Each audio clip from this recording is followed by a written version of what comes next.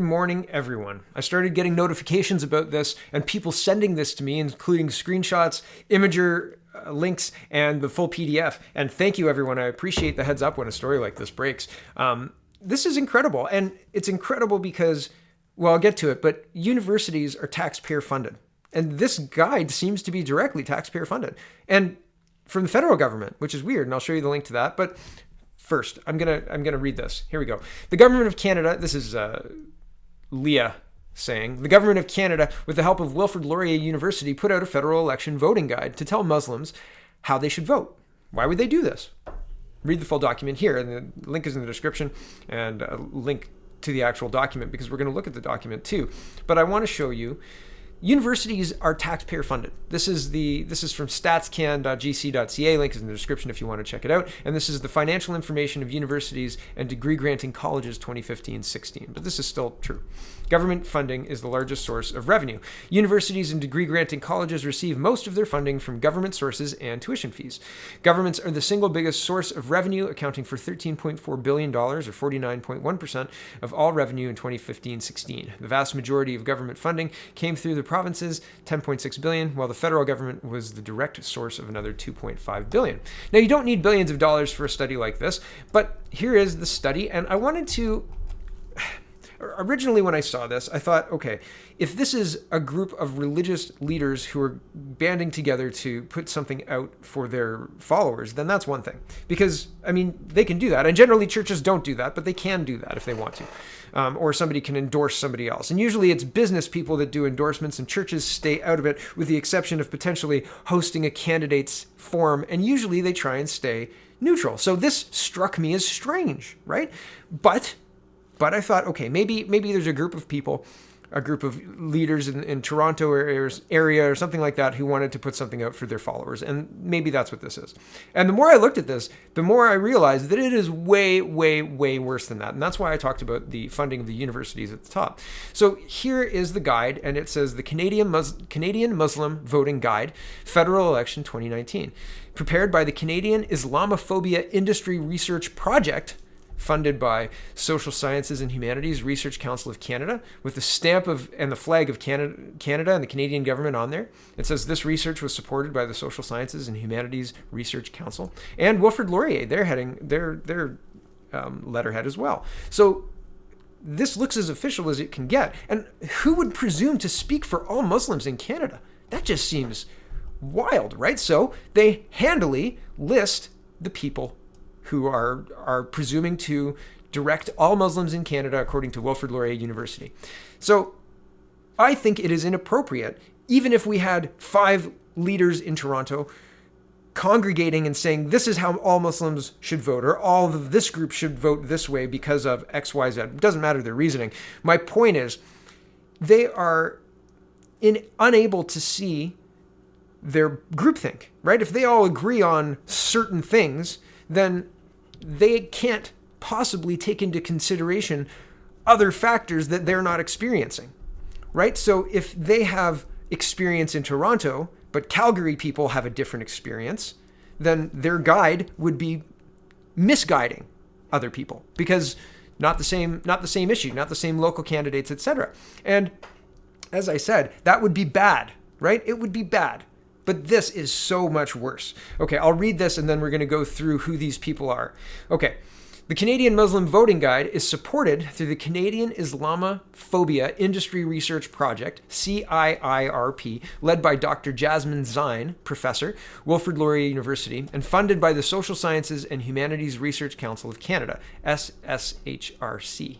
This guide was made possible with support from Hassan Alzai and Ryan Anningson, and the rest of the CIIRP team. Xavier Kuzucuoglu, excuse me if I've got that wrong, Doa Shalibi, Ryan Hopkins, and Philip Audi. The guide was designed by members of the CIIRP team, Fatima Shakrun and Shifa Abba. And sorry if I've got any of the names wrong. My intention is not to get them wrong, but I haven't heard them before, so I apologize if I do get them wrong. So, again, if it's a bunch of religious leaders or people who are long in the tooth or people who should be making claims to entire populations of Canadian people, right? We're not talking about a small population here either. But no, here's the team. Here's Jasmine Zine, and she's a professor of Muslim studies, sociology, and religion and culture at Wilfrid Laurier University. Okay, she's an international expert in the field of Islamophobia studies and critical Muslim studies. All right, here is, I couldn't find this person, Mr. or Mrs. Alizia, but Ryan Anningson I found. Here's Ryan, and Ryan Anningson, okay. He says he's from New Brunswick originally. He attended Acadia University with a bachelor's, and he got a bachelor's of political science. He completed his master's at Laurier in religion and culture program before moving on to PhD program in religious studies. His research analyzes doctoral adaptations of Buddhism in North America in the periods between 1900 and 1955. And in his spare time, he writes guides for Muslim voting, apparently. Miss Kuzucuoglu, and sorry again if I've got that wrong, is a PhD student as well. She holds a master's degree in religion and culture, a second MA in culture and cultural analysis and social theory, and is currently working towards her PhD in religious studies at Wilfrid Laurier University. I don't think she's a Muslim either. She doesn't look like a Muslim. I'm not sure about Ryan. He could be. I'm not sure. And the reason I say she doesn't look like a Muslim is she's not wearing a head covering or anything to that effect. I don't know otherwise what Muslim people look like. But she's not wearing any religious garb. Back to this. So Doa Shalib, and here she is here. She's a PhD student, 2009, Semitic languages and English at An Shams University. In 2011, Semitic languages, An Shams University. 2017, religion and culture, Wilfrid Laurier University. Doa's research focuses on faith-based institutions and minority integrations in Canada. For her PhD, Doa is examining the relationship between Muslim schools and the integration of Muslim youth in Canadian society to showcase the complex relationship between religious identity, education policies, and social integration in multicultural societies. Ryan Hopkins is on this page as well. Ryan Hopkins is a current PhD student in the Doctorate of Sociology program at Carleton University in Ottawa, Canada. Ryan has a Master of Arts degree in religion, cultural and global justice from Wilfrid Laurier University. During his time at Wilfrid Laurier, Ryan conducted research on white nationalism in Canada. His current research interests include understanding the links between white nationalism and globalization. And Philip Odie, and he's here. Philip Odie completed his MA in Religion, Culture, and Global Justice at Wilfrid Laurier University in 2019 and is currently working on his PhD at York University in Humanities. Current research interests include the war on terror, radical and ethnic identities, including Muslim identity, white supremacy, nationalism, and refugee immigration. Secularization of Western nations, specifically Canada post 9/11, Islamophobia, as well as punk rock music, and culture. Really? Punk rock music and culture? Currently, Philip is working alongside numerous academics under the guide of Professor Jasmine Zine, researching the Islamophobia industry in Canada. He also recently presented on a panel at the Unjust Religion Conference held in Wilfrid Laurier in March 2019. And I wanted to show you that this is up to date. These are a lot of the same people who are being celebrated for the SSHRC doctoral scholarship competition. So I wanted to show you that it's current. These people are still PhD students. And so my question is that appropriate? All of these PhD students under the director of one university professor putting out a document meant to guide all Muslim voters in a government election, in a federal election? Is that appropriate? I just don't think that it is. I really don't think that it is. And here's the guide. And so you've got Justin Scheer, Andrew Trudeau, or Justin Scheer. Yeah, pretty much.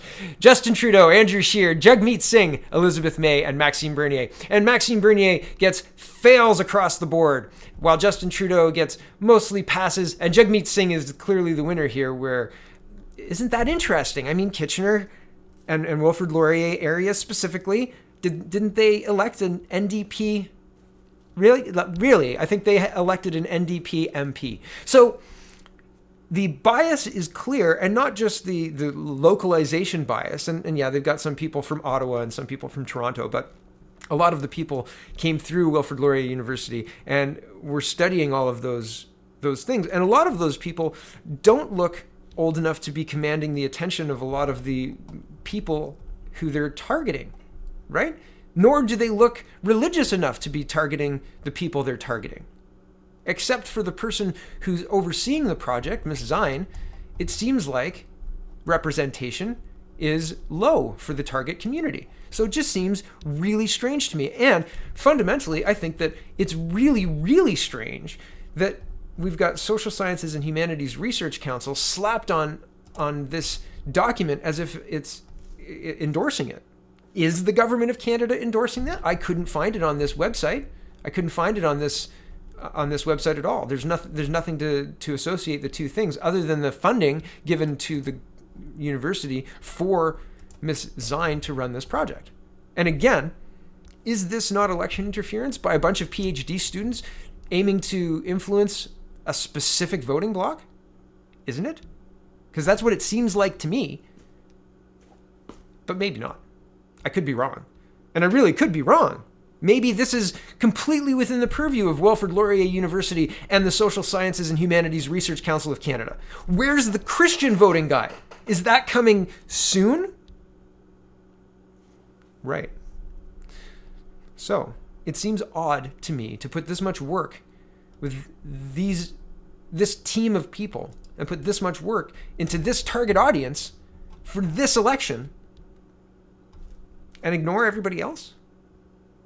Do they get to choose what the government of Canada spends and highlights for this election? I guess they do. They did for this specific voting bloc.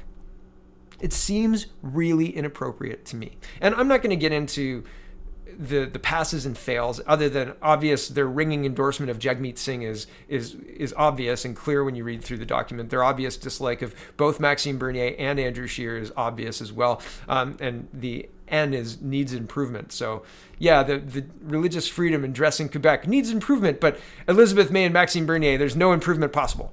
It's just so biased and so clearly biased. And so, well, I don't know that a competing group on the right, say Ontario Proud, said, hey, old stock Canadians, here's your voting guide with pass, fail for Justin Trudeau and Andrew Scheer and Jagmeet Singh, or globalist or something like that. I think if we put something like that out, we being the disaffected voters who weren't heard this election, if we did that, it'd be front page news. Jeepers creepers.